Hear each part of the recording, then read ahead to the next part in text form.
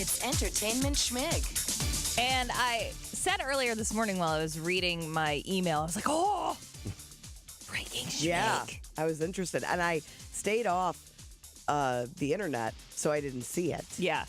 I don't know if you would have seen this on the interwebs, but one of the producers at Channel 5, KSDK, sent me a picture. She was at Garth Brooks last night and was in a room watching the show with none other than Justin Timberlake. Wow. She sent me a grainy photo. It looks like someone did a watercolor of Justin Timberlake. He has a beard, but he has a fedora. Can you see? I see him, yeah. I put it up online, but I mean... That's crazy. Is he a I know. Garth fan, or what was he doing in St. Louis? And I guess St. Louis was like the closest show to, I mean... Where does he live? L.A. Nashville? Who? Garth or Justin. Justin? I think L.A. But I think he's from Nashville, right? Right.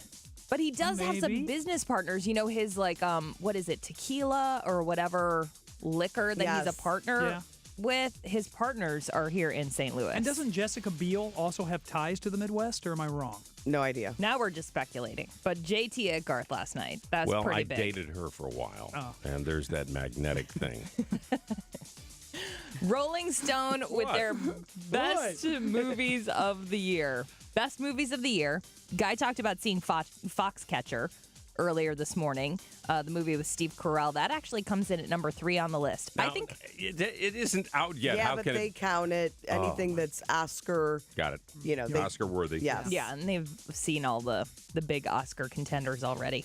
I think I've been to the movie theater 3 times this year, and all 3 of the movies that I saw are on the list. The Grand Budapest Hotel, the Wes Anderson film, is on there. Gone Girl, yes, comes in at number 5. I was okay with that one. And I loved it. the movie that I would probably pick as the best movie of the year out of all three that I've seen. Oh, it's gonna be some kid movie. Comes in at number 1 on the list. The Frozen. Lego movie. Boyhood. Oh yeah, that's that. That's the one they filmed over years. Richard 12 Linklater years. movie. They started filming with this kid when he was 6 years old and wrapped as he was heading off to college. Every year, they'd meet for 3 days. It was Ethan Hawke and Patricia Arquette and this, like, unknown kid.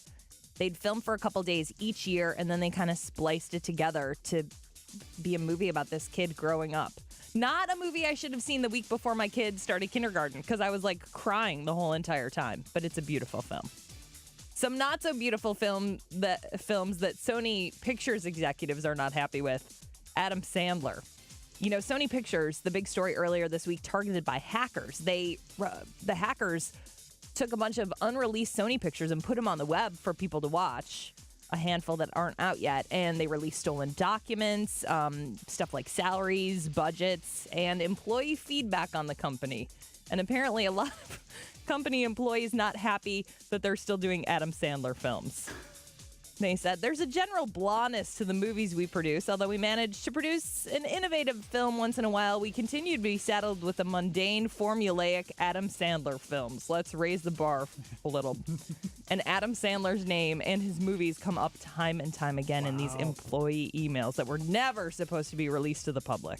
Now, it's fair to say, those of you who don't know, the only reason that Sony was hacked, at least we believe, it was North Koreans that did this. They've got incredible, this cyber hacking thing going on there because all these people work for the government. It was Sony Pictures who was going to come out with this movie called The Interview. The Interview, starring James Franco and Seth Rogen about assassinating the Kim Jong-il. Oh. Yeah, a joke, but they took it as an act of terrorism against South Korea. So that's why the hackers went after Sony Pictures. Interesting thing I read the other day about Kim Jong-il. When he became president in North Korea, everybody with his name had to change their name because nobody can have the supreme leader's name. Be like everybody, anybody named Barack Obama, that other guy, changing his name. Right. By the way, James Franco and Seth Rogen all over TV this weekend. They're going to be on Discovery doing Naked and Afraid. They survived for 3 weeks buck naked in the wilderness. No, that's pretty funny. James Franco also hosting Saturday Night Live. Nicki Minaj is performing. And this weekend on TV tonight, A Very Grammy Christmas is on CBS. A tribute to Bruce Springsteen is on PBS. And tomorrow, Courtney, set your DVR to Lifetime. Wishin' and Hopin'. The TV movie starring Molly Ringwald as a substitute teacher in charge of the annual Christmas pageant for a 5th grade class. Meatloaf and Sherry O'Terry also star.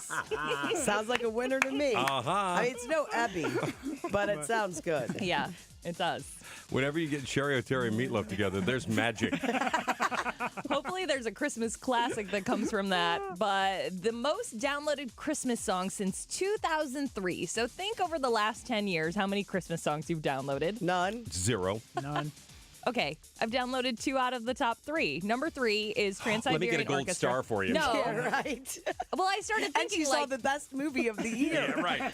What? It's all about you and the Schmig, isn't it? apparently, no, because you said you haven't seen any Christmas, you haven't downloaded any Christmas songs. And I'm like, I don't think I have, but I mean, I did. I think the only Christmas song that I downloaded ever was Mariah Carey's "All I Want for Christmas Is You." Mm-hmm. It's number 1 on the list, but number 2 on the list that doesn't even really count as a Christmas song, but I guess they're counting it as one. And it's weird because it only came out last year, and out of all the songs over the last 10 years, it's the second most downloaded from Frozen. Do you want to build a snowman? Really? Well, it's kind of Come on, let's go Christmassy. and play. But it's not a Christmas It will song. It's become not a a Christmas Christmas song, song. though. Come out the door. It's like you've I think gone that's like a away. technicality there. What's 3? Christmas Eve Sarajevo by Trans-Siberian Orchestra. Did not download You that loved one. that show, didn't you, Guy? God, I can't tell you. All right, it is the... Oh, wait a minute. Where is that? I just want you for That's the one I downloaded. more than you could ever know. So make my wish come true. 'Cause baby, all I want for Christmas is you. Wait, here comes the cough. Hang on.